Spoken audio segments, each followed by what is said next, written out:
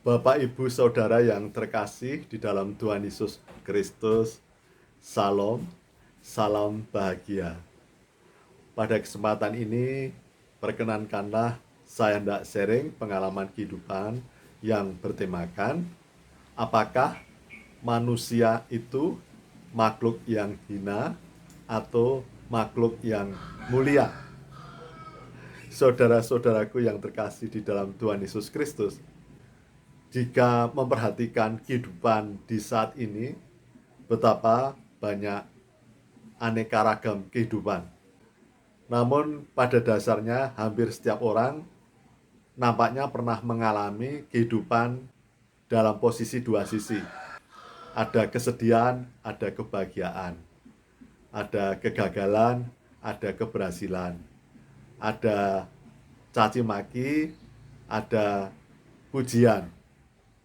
Jadi akan ada campuran antara derita maupun bahagia, antara kegagalan dengan apa yang diharapkan tercapai. Jadi dalam posisi seperti ini, karena manusia sudah jatuh dalam dosa, maka kehidupan manusia menjadi tidak indah selalu, tidak bahagia selalu. Karena dosa-dosa, maka hidup manusia menjadi tidak selamanya bahagia, tidak selamanya sesuai dengan harapan. Namun ada juga penderitaan, ada kepedihan, ada konflik, dan yang lainnya.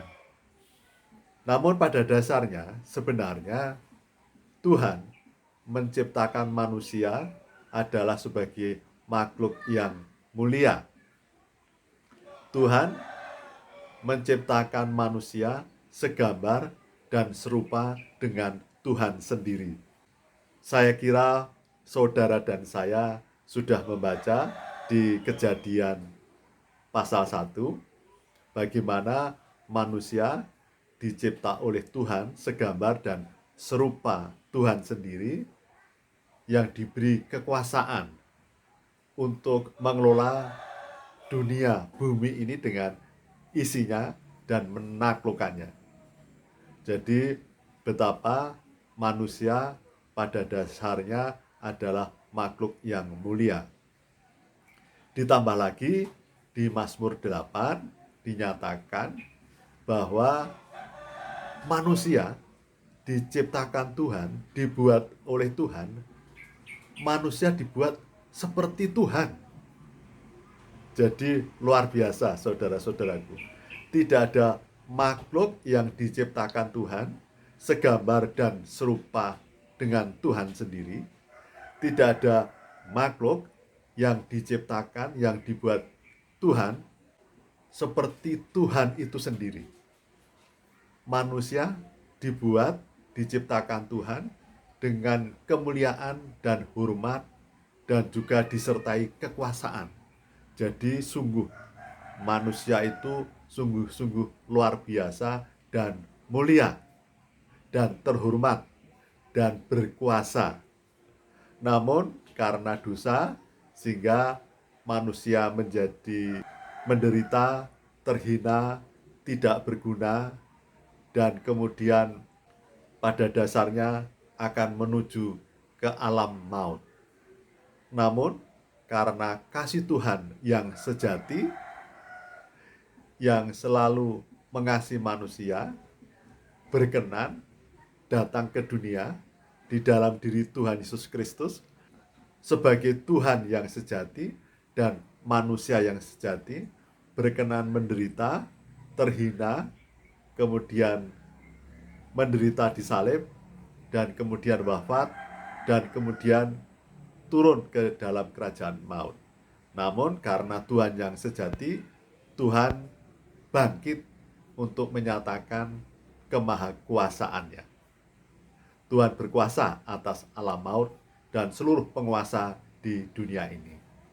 Dan oleh karena penebusan dan keselamatan dari Tuhan Yesus Kristus yang rela berkorban untuk merasakan penderitaan, mengalami penderitaan yang seharusnya kita alami, sehingga pada dasarnya manusia yang percaya kepada Tuhan Yesus Kristus akan menjadi manusia yang dalam kemuliaan, dalam kehormatan, seperti dulu kembali.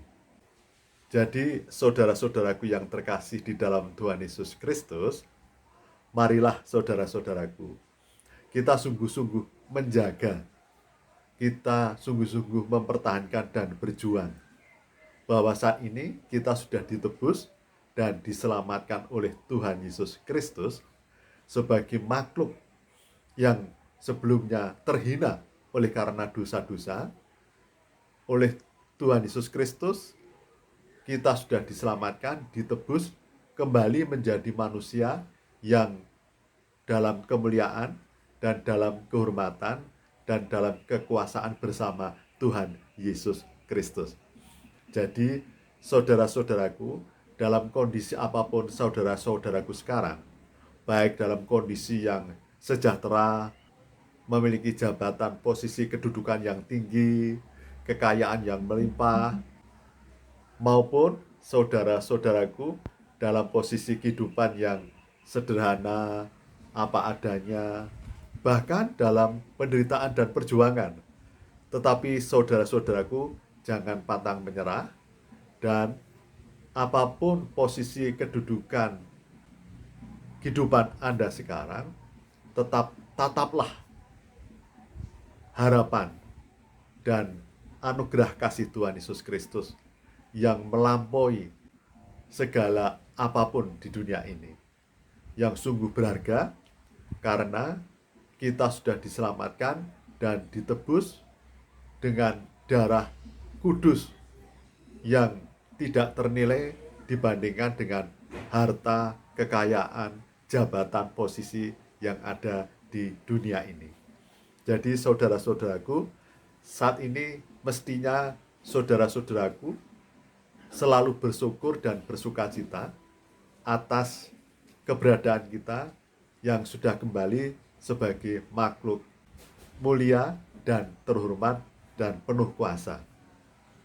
Caranya adalah kita hidup taat dan setia kepada Tuhan, hidup rendah hati, kemudian menjadi berkat demi kemuliaan nama Tuhan.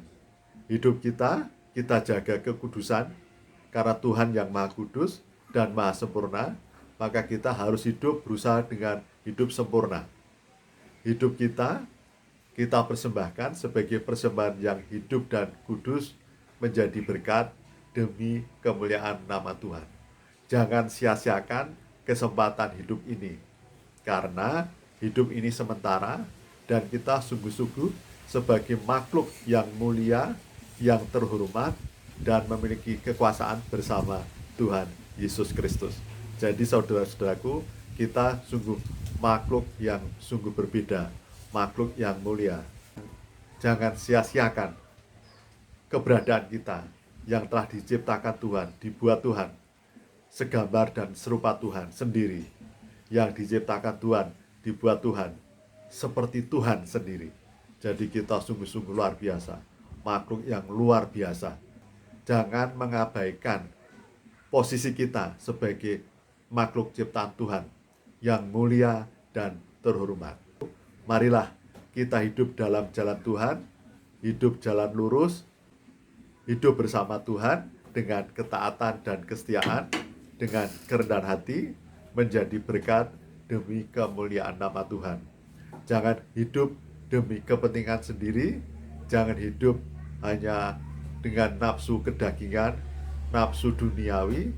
Ingat, kita harus melepaskan segala keangkuhan hidup, keinginan mata, dan keinginan daging. Tapi hidup kita harus dipenuhi dengan buah roh, kekudusan, ketaatan, dan kesetiaan kepada Tuhan, menjadi berkat dan demi kemuliaan nama Tuhan. Tuhan Yesus memberkati. Salam, salam bahagia.